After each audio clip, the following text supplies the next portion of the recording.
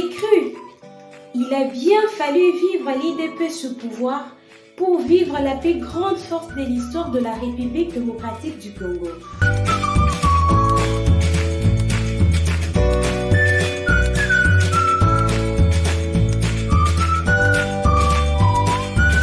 Après avoir développé tout un scénario sur les origines fabriquées de Joseph Kabila que l'UDPS accusait d'être en Rwanda à la sortie de Kagame, il n'a pas fallu attendre longtemps pour voir l'IDPS en plein jour.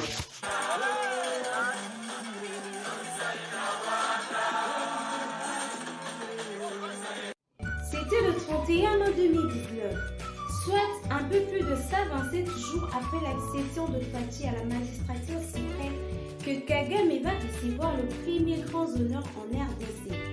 Pire, cela va se passer au stade de martyr.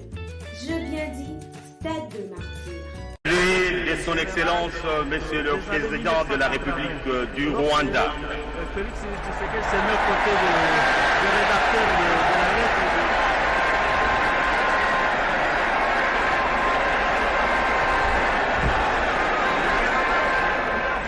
Des acteurs politiques. Suivez ce chant qui est difficile à écouter. Yonani Oboya Kagame Ndoki. Ceux qui le chantent sont des militants de l'UDPS devant un œil bien heureux du président de la République.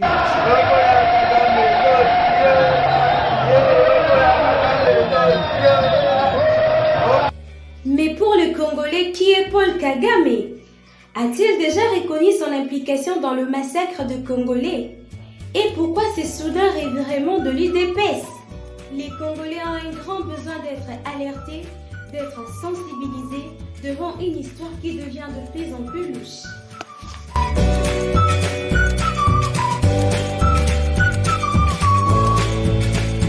Bien avant cette date amère pour le Congolais du 31 mai 2019, où Kagame a été encensé par les militants de l'UDPS, le 25 mars 2019, soit exactement 60 jours seulement après la prise de pouvoir de Fachi, notre président fait les déplacements à Kigali au mémorial du génocide.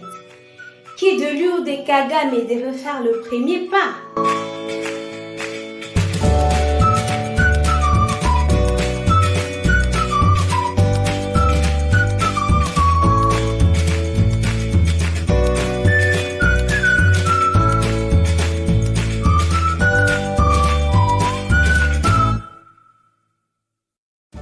Il y a encore quelques années, personne ne pouvait croire à une telle histoire.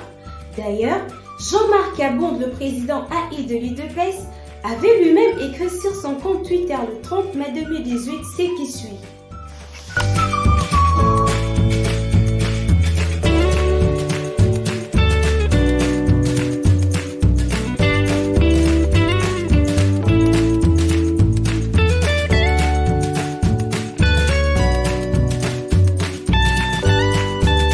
Les 18 mai de cette année, on dirait que le mois de mai est devenu sombre pour le Congolais. Paul Kagame a craché sur la mémoire des morts congolais, sur le rapport Mapping et sur le docteur Mukwege.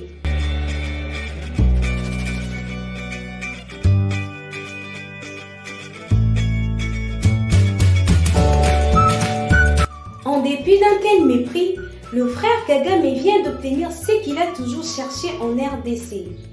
Ironie du sort, c'est devant les Congolais et sur leur propre sol que tout cela s'est passé.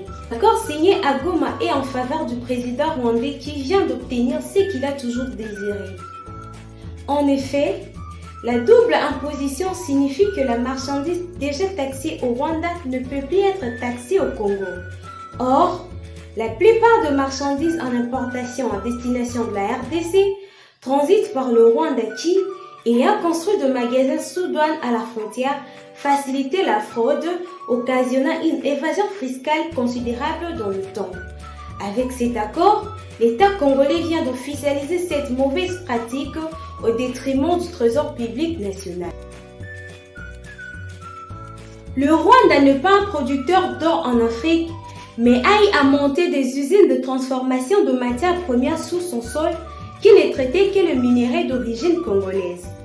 C'est une autre officialisation de la fraude minière de l'Est congolais et le Rwanda bénéficiera plus que le Congo, car le produit semi-fini ou fini rapporte plus que le matière première. Avec un tel accord, ne sommes-nous pas devant le vœu exprimé par le président Sarkozy en 2008 qui parlait de partager nos richesses? Mais de quelle manière? Ce qui est à déplorer est que le problème de nos relations avec le Rwanda avait déjà trouvé la solution avec le renforcement de la force de fait de nos FARDC. Cela a été clairement dit par le président Joseph Kabila dans son discours sur l'état de la nation du 15 décembre 2012. Je cite: « Désormais, toute nouvelle tentative d'agression contre la RDC sera suicidaire. » Fin des citations. Depuis cette date, le Rwanda n'a plus jamais osé. Maintenant que nous sommes à genoux, comment sera fait l'avenir?